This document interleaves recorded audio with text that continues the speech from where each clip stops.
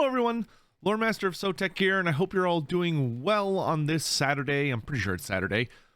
And we finally have the Tomb Kings joining the party and seeing where they're all scattered across the world, with, of course, most of them being centralized in the Southlands, which does make sense, as that is where the Land of the Dead and Hekara are properly. So, you know, the home of the Tomb Kings. That being said, let's go ahead and dive into their start positions. This one's going to be pretty short because basically nobody moved, not even a little bit. So starting with the Southlands, we see that Archon the Black is still in the Sorcerer Isles. And this is kind of one of those start positions that I used to not be as huge of a fan of, with him at the Wizard Callus Palace or whatever that settlement is. But now that we have the Great Desert of Araby being this kind of large super province, or super region, I should say, that is next to him, kind of allowing him to have a little bit more space from any potential enemies, and also giving a potential Araby in the future, like a chance to actually start somewhere kind of interesting, I don't have as big of a problem with it.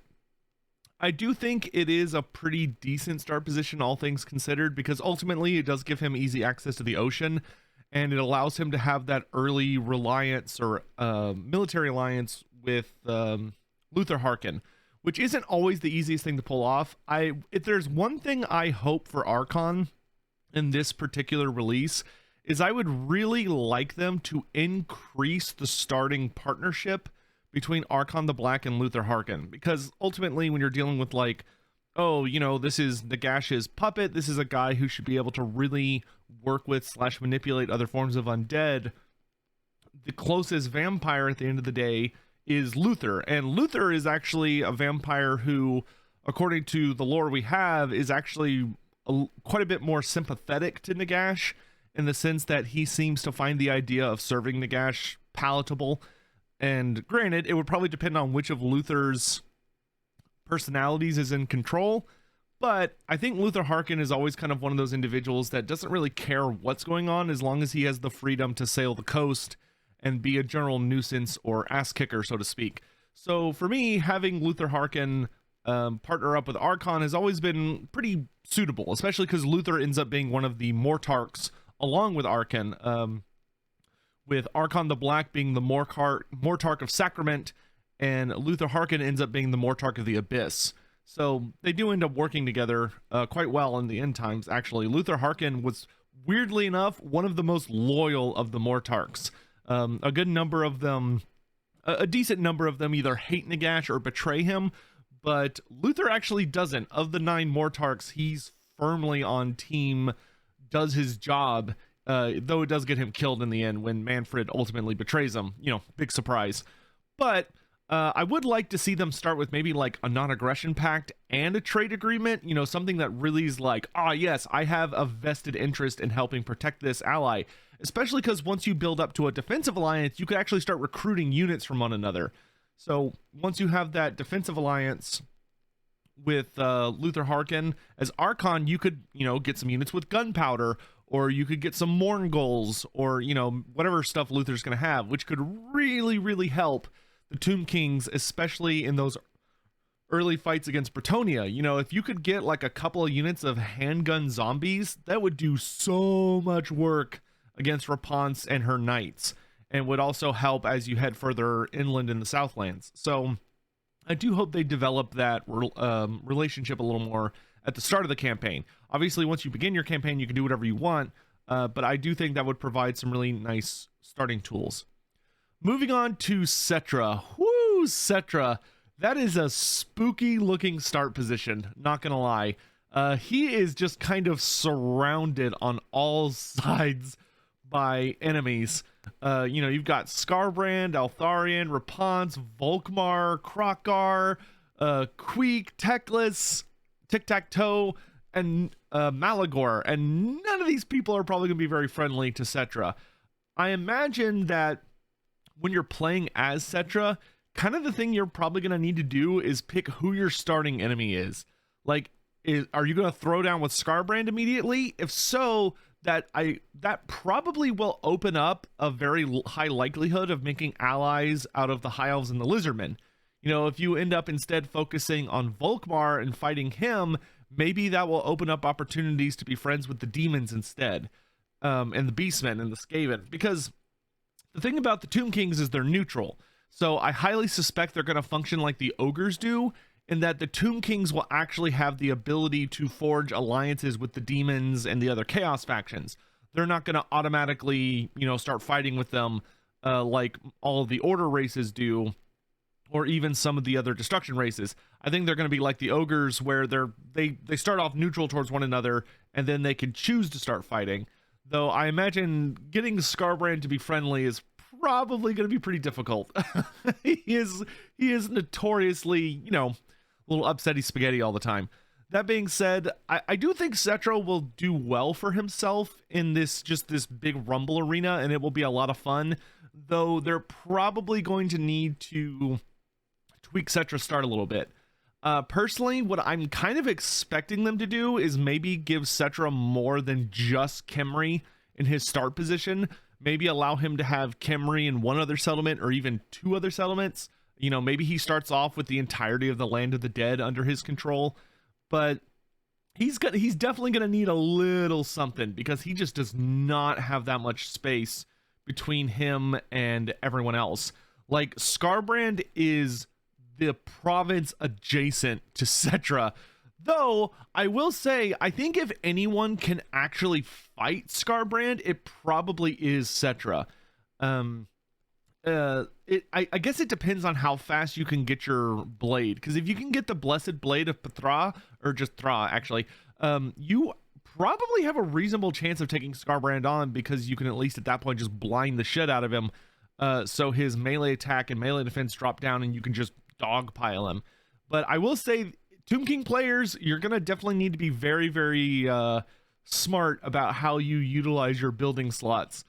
And probably just try and get as many archers as you can as quickly as you can, because Scarbrand may be tough, but if you have enough shooting, he will die. So, especially if you can get the Blessed Legion of Facht, the Archer Regiment of Renown, because if I recall correctly, they have armor sundering arrows, and that's probably going to be critical to taking down Scarbrand as quickly as possible. But yes, I will say Cetra's he's definitely got a pretty spooky start compared to many other characters, and it's going to be interesting to see what they do with him to hopefully enable him to survive. Whether we're looking at, you know, maybe he'll have a bigger starting army with more elite units, or he'll start with more territory, or what they're going to do. Maybe he'll get some buffs. It'll be interesting to see what happens. I would always love to see the Chariot of the Gods get stronger, but obviously you don't get the Chariot of the Gods super duper crazy fast. But it's gonna be interesting. That is a difficult start position. But moving on further to the east, we have Khalida. Khalida really feels pretty much exactly the same.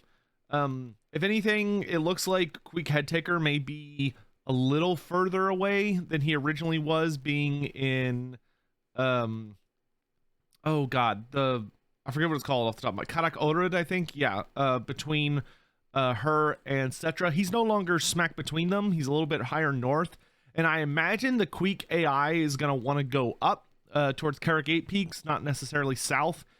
So that actually might alleviate some of the starting pressure off Khalida, because it used to be that Queek Headtaker was right next to you in that pass, and he would come out usually in that direction and start fighting with like the Lizardmen and Khalida and be a, you know, pain in the ass. But here, you know, Khalida's got a full province to herself, the Crater of the Walking Dead, and the Devil's Backbone no longer has a starting enemy in it. So, you know, you still have to deal with Krokgar, but Krokgar is a potential enemy, potential ally, depending on how you handle things.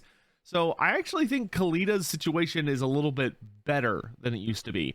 I am very, very glad she didn't move. There definitely were some theories running around that maybe she was going to move to her Vortex position and head to the Copper Desert down in southwestern Lustria, but I'm really glad they didn't do that, because I like having Khalida in Liberis, her home settlement. That being said, come on, CA, give us a landmark in Liberis. If I recall correctly, it doesn't have one. which maybe it does, and I'm just being really stupid because I haven't played Kalita in like 1,000 years. But if it doesn't, we need one. You know, give us that like Palace of the Serpent Queen or something, or some kind of temple to Asaf. You know, something that'll help secure her location and make sure she's all good to go. But yeah, I'm happy with the Southlands positions. I think part of me would have liked to see Archon move to the Black Tower of Archon, because while that would have given him like not as much distance between him and Volkmar at the start as he has currently, you know, he would have been in a really powerful settlement with that unique building of his like immediately available. So he could have, you know, I think he would have been fine there. And then your campaign would obviously revolve very heavily around taking the Black Pyramid relatively quickly, and then from there you could start your fight with Volkmar. But this is honestly fine. I am very, very curious to see what the Great Desert of Araby is going to be like. It's really interesting just seeing such a large region. I think it's actually one of the largest regions in the entire map. I don't think it's the largest, but it's certainly close. There are definitely larger ones in the Chaos Waste. But, you know, that's going to be a lot of empty walking through the desert. So maybe that will kind of provide some relief. Though, if anything, that might actually mean as when you're fighting against Volkmar with Archon, you're probably going to be fighting him more across the ocean than across land. Because if you go through the, what is it, the Gulf of Meads? Yeah, that's probably where you're actually going to be throwing down instead, at least early on. But depends on how everything plays out. Then there's good old Katep. So Katep is still up in the Red Desert. I've never had a huge problem with that position. And, you know, Nagaroth is not looking as heavily populated as it used to, though granted we're still waiting on where Grombrindal is, any potential DLC characters, because Valkia seems like a likelihood to be up there. And then, of course, we need to see where all the Dark Elf characters are, and the Witchwood is, I assume, still going to have the sisters. But I've always thought Katep's position was fine. The only thing I didn't like about it in the old map was how squished against the edge he is. Now that he's got a little bit of breathing room because we've got the ocean there, though I don't know if that ocean is sailable. I hope it's sailable because it would be nice to be able to kind of move up and down the coast like that. I think that will actually give Katep significantly more breathing room. Now that it's not just like the abyss is right next to him, but instead there's the ocean. And if he sails south, he can head to one of the sea lanes if he wants to travel across the world. You know, Katep now has one of the easiest access to get to Grand Cathay, which could be really, really interesting. You know, Katep is one of the biggest problems I think Katep used to have is that he was just squished in there and there was nowhere he could go. You know, now we know that you can sail the Underworld Sea, so you can head from the Sea of Malice to the Sea of Squalls, I think it is. Yeah, so like you can send a fleet of Tomb Kings, because you know Tomb King armies are free. You just need a tech to allow you to have another lord, and then once you get that second lord, you can build them a 20 stack for free. It's probably not going to be an amazing 20 stack, but you know it'll be a 20 stack, and you could send them to the sea lane and teleport right up here and immediately start fighting with the Dark Elves. But it also means that you could potentially forge like a fast alliance with Elithnar. Plus, one of the other things that's really good for the Tomb Kings, I mean amazing for the Tomb Kings, is that trade routes no longer require you to have a physical route from capital to capital. Now, as long as you have established contact with a race, you could trade with them. Period. End of story. It's not as thematic, so to speak, but it just removed a lot of headache, especially because the way the game would try and draw routes was not always like the optimal way, which could be really, really frustrating. So I think the Tomb Kings are actually going to be much better in Immortal Empires purely because of the trade thing, because Tomb Kings don't make a lot of money. They actually rely very heavily on trade in order to make a lot of their income. So when you play with Katep, if you could just start throwing down with the Dark Elves, or whoever you want your starting enemy to be, you could make some really, really good allies early on.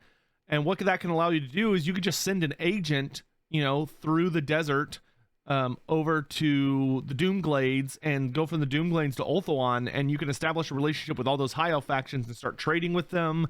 Or Grombrindal is going to be somewhere up here, probably somewhere in the mountains, which you have the Obsidian Peaks, the Iron Mountains, like you have a ton of mountains all around here. And I imagine if you're fighting Dark Elves, Grombrindal's also going to be fighting Dark Elves. You could make a very, very stalwart ally in Grombrindal, which could be really, really awesome, because not only is that going to be great trade, but once again, being able to hire units from allies, that's going to be a game changer for the Tomb Kings. Because really, like, the two biggest problems the Tomb Kings have are they don't have a very good economy, and they don't have access to really good units until they're able to really build up all their settlements. So the diplomacy system allows you to circumvent both of those, because now you can build defensive and military alliances, which will allow you to recruit allies from other races. So now you can say, okay, yeah, I'm Tomb Kings, but I got some dwarf Ironbreakers backing up my front line, or I've got some, Vampire Coast gunpowder units, or I've got Lizardman dinosaurs and all sorts of other stuff, which is really, really nice, to be frank. I'm really thinking that's going to help the Tomb Kings feel significantly more powerful than they have in the past. And then furthermore, of course, since you no longer need a direct trade route from capital to capital, the Tomb Kings are going to have so much of a better time. Because, I mean, when you would play with Cetra, generally speaking, you would have to force your way to Xandri, take over Xandri, and defend it with your life, because Xandri was where most of your trade would come in. And Khalida tended to be completely cut off from all trade because her ocean didn't really go anywhere, and there wasn't really anyone great she could talk to and trade with. So I really do think these changes are going to be very, very, very good for the Tomb Kings. Like, their start positions haven't really changed, but just the way the game plays is so different now that I think it's just going to help the Tomb Kings almost in every way possible. So don't get me wrong, I still think they're going to have some really difficult start positions, but they're not going to be the easy campaigns by any means of the imagination. But I do think that the tools that we have now are going to make them actually easier than they were typically in mortal empires. Though, yeah, Cetra's got a long couple early campaigns ahead of him. But let me know what y'all think. Is there any particular thing that you think I've maybe not thought about that is going to be really interesting or potentially detrimental to the Tomb Kings? And looking at these start positions, are there any that are really calling to you? Personally, I am actually really excited for a Cetra campaign. I think it could make for a really fun thematic showdown of just you versus the world, and Cetra conquering his old empire and just punching anyone that gets in his way in the face. But I also think Katep is going to be significantly more fun. I'm actually kind of looking forward to I'm just looking forward to a lot of things here. But let me know what y'all think down in the comment section below, and I will see y'all again soon. If you haven't already, I did upload a stream. I'll put it in the pinned comment below, but I did upload a stream that I did on Twitch a few days back where we talked about a lot of stuff for 2 hours. So if you're bored and you just want something thrown on in the background, or you just want to hear my thoughts on a lot of things, I do have that video up, and it is time stamped, so you can just skip to the parts you want to hear about, which did take forever. You're welcome. But anyway, I'll see you guys tomorrow at the latest, or maybe later today. And make sure to take care. Oh, yeah. And Lorebeards tomorrow. Lorebeards is back. Lorebeards is back. Me and Nathan will be live streaming tomorrow at 7:45 a.m. Central Standard Time, because Games Workshop is revealing some stuff. So we're going to cover the reveal live, and then immediately following the reveal stream, we are going to do a episode of Lorebeards. So be sure to tune into that. www.twitch.tv/Loremaster of Sotek. But if you can't make it for some reason, or you're not going to be up that early, or whatever the hell it's going to be, I will of course upload the stream to podcast websites and also here on the YouTube channel afterwards. So yeah, that's it for those announcements. Thank you all so much for watching, and I'll see you next time. Bye bye.